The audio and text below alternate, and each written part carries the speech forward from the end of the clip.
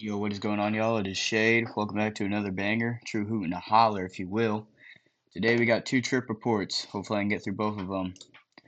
Alrighty, so today we have a 9 to 10 gram mushroom trip.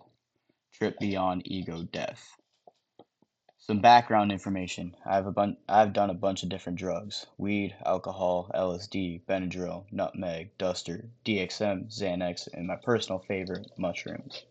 I really like hallucinogens. They all seem to have a way of swiping the albino of they all have seem to have a way of swiping your feet right out from under you and make you lose your perception of reality.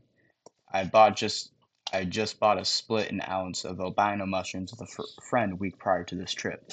My plug is super cool and gave us 15 grams each, packing it packing the ounce we brought together fat.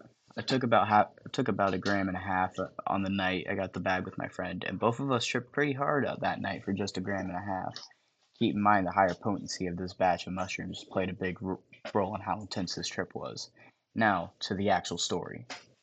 I've been planning on taking a actual heroic dose for a little under a week now. I planned this so nothing could go wrong. I was in the perfect mindset for an intense trip.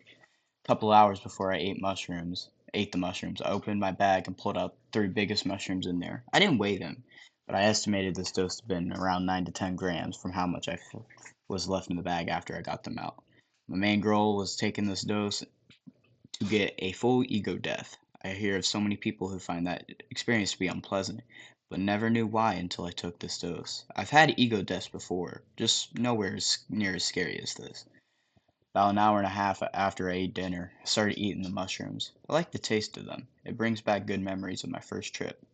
35 minutes or so later, I began to feel the onset of nausea, and that cool feeling your skin gets that almost makes you feel like you're made of colors. About 20 minutes goes by and I am peaking. It was the most intense psychedelic experience I've ever had. My mind is going a million miles a second. I am overanalyzing everything in my body, all my organs, all my cells, my brain waves. It was overwhelming. Felt like my consciousness and subconscious just switched places. This is the point where I first black out. Next thing I know, I am in a massive thought loop. Still felt like my conscious and subconscious swapped places. Keeping it was becoming self-aware, and my conscious was in this weird mirror dimension deep inside my mind. It was only to where I can describe as my brain's main control panel. During this time, my subconscious was in my consciousness seat. I had lost all senses of consequences. Felt like I could do anything with no drawbacks. Luckily, I didn't do anything stupid during this time. I've read of people who completely lose their minds in that space and almost die because of it. I feel like I lost my sense of consequence because my subconscious is not designed to know right from wrong. While my subconscious was completely tripping out of the fact that it was self aware and in my body, I kept on saying aloud, "What the fuck is this?" I'm honestly surprised I didn't alert anyone in my house from doing that. I then black out again. I end up regaining consciousness to what I assume was an hour or two later. I am in a realm where time doesn't exist, and I begin to live someone else's life for literally what felt like an actual lifetime.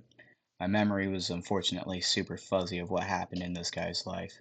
I just remember the first moment I was there and the last moment I was there, and the last moments were very vivid. I had this inescapable feeling that I was dying, and everything I did in that life was for nothing.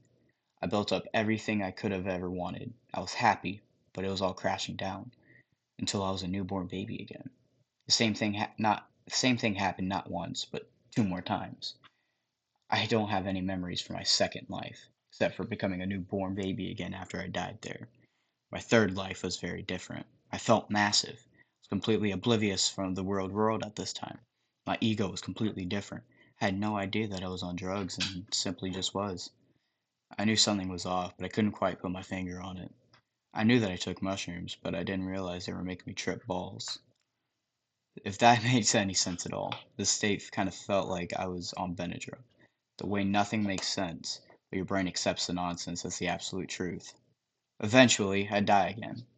This time, I do come back as a newborn baby, but my ego doesn't come back at all. I felt like a calculator, graphing factuals and other math equations. I then black out again to come back and see what my consciousness and subconscious swap places again. This time was different. I don't know how to came to this conclusion, but I was more convinced that I was God. I again felt like I could do anything I wanted with no consequences. I somehow didn't do anything too stupid at this time either, but I did try cutting my finger on a soda can because I felt like it. But somehow, I didn't cut myself. I black out again, coming back on the come down. My real ego is slowly coming back. As everything that has just happened is rushing back to me. I lived 3 lives, became God, and my subconscious became my conscious many times. I somehow managed to fall asleep after this and wake up around 7 in the morning, still hearing those weird sounds that you do when you're on a psychedelic.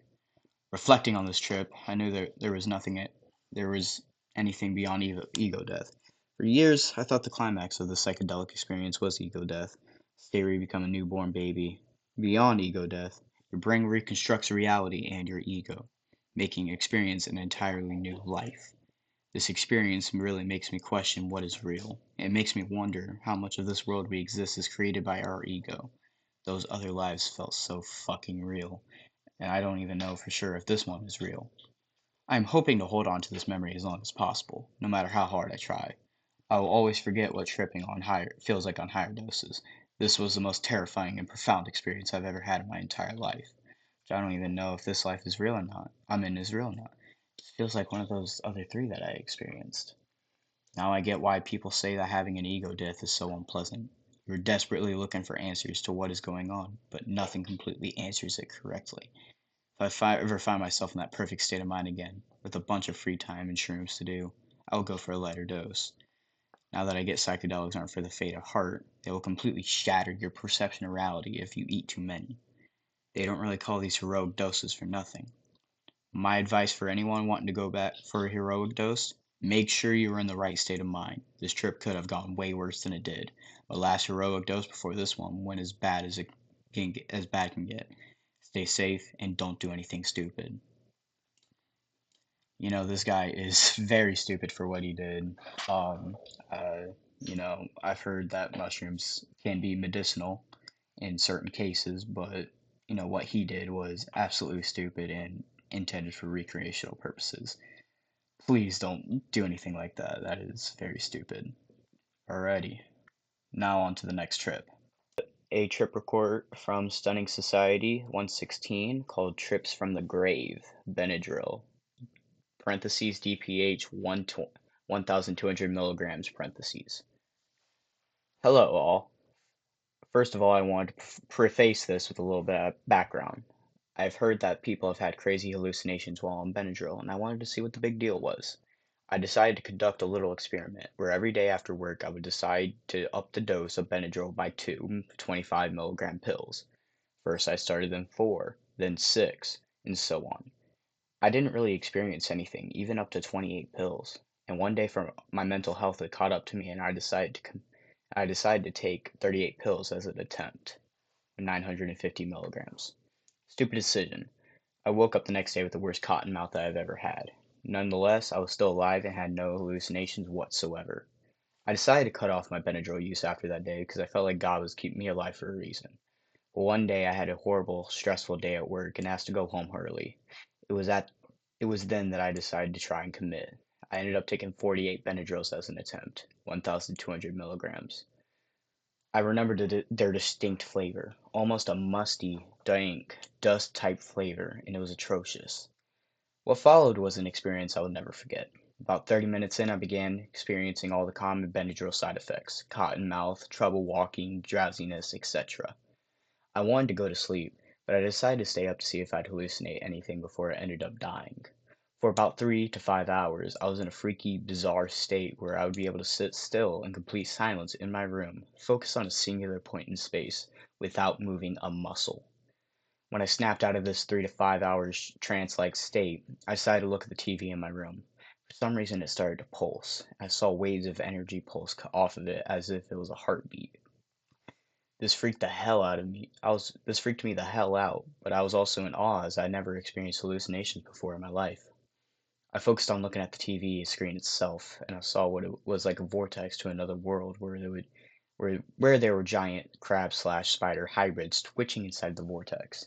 They were convulsing and making weird movements that made me uncomfortable. I quickly looked towards the wall, but had no luck shaking off the hallucinations. The wall ended up shifting and glitching into weird moving square patterns. I was freaked the hell out and I curled up into a ball on my bed and asked God to have mercy and not necessarily remove the hallucinations from me, as I knew that wasn't going to happen. I had to bear my consequence, but to at least tame them and make them less severe. I stumbled out into the living room and saw the light on the ceiling was slowly drifting away like it was alive or conscious. I needed to go to the bathroom, so I ended up stumbling to it, terrified and paranoid that a demon was going to show up at any second. I was terrified to look in the mirror as I was scared I was going to see a dark, twisted version of myself. Thankfully, I didn't, but I did see my pupils were dilated and I was tripping the hell out. I went to the bathroom. After I went to the bathroom, I came up to the hallway and saw a quick flash of what I thought to be a dead farmer. He had a red lumberjack shirt underneath his blue overalls, a scruffy beard, and a farm hat. He was just standing there for a quick second, and vanished. He didn't startle me at all, however, and I felt like I was in a different spirit. I stumbled back onto my bed, and this is where things get fuzzy in my memory. I was trying to text my friend at the time and try to call 911 or emergency services as I was having an overdose. My heart rate was through the roof. The thing about asking for help was that I was saying it in my head versus what I actually was typing didn't correlate at all. I was begging my friend for help in my mind, but when I typed, all that came out was nonsensical gibberish, and this freaked out my friend. This incident eventually led to our falling out, which terrified me because I realized no matter what I couldn't get any help because everything I said would be nonsensical. My heart rate was intensely increasing, but at the same time, I wanted to sleep all of this off. I ended up grabbing a green candle for absolutely no reason and placed it right beside my bed. I could barely speak. My mouth was so dry no matter how much water I drank. It took pressure to put out every word. My eyes were wide open and I stumbled absolutely everywhere, like a drunk fool. I was so paranoid that I see ungodly horrors and things from my imagination that were absolutely dreadful. I ended up passing out. And I can faintly remember me waking up in the middle of the night to use my phone or something. I ended up seeing a demonic shadow fly past me. As it passed the light, it was manting off my phone. I went back to sleep and had a horrifying, vivid dream of a naked newborn baby acting in a disturbing way under my blanket. It snapped its eyes and stared directly at me with a cold expression, but I felt like this was normal and put the blanket back down. I woke up again and felt like I was having a heart attack in the middle of the night. For the next 4 to 5 days, I ended up having after effects, where I would see faces pop up in the corner of my eye, or I would second guess myself. I almost collapsed at work because my heart rate kept going up and down. I almost stumbled. I was scared this was going to cause permanent damage, and it didn't help the fact that my friend told me afterwards that this could do permanent damage to my liver. The moral of this story is to keep the hell away from Benadryl, or any over-the-counter antihistamine for recreational use. I thought people were being dramatic about its effects, but I messed around and found out.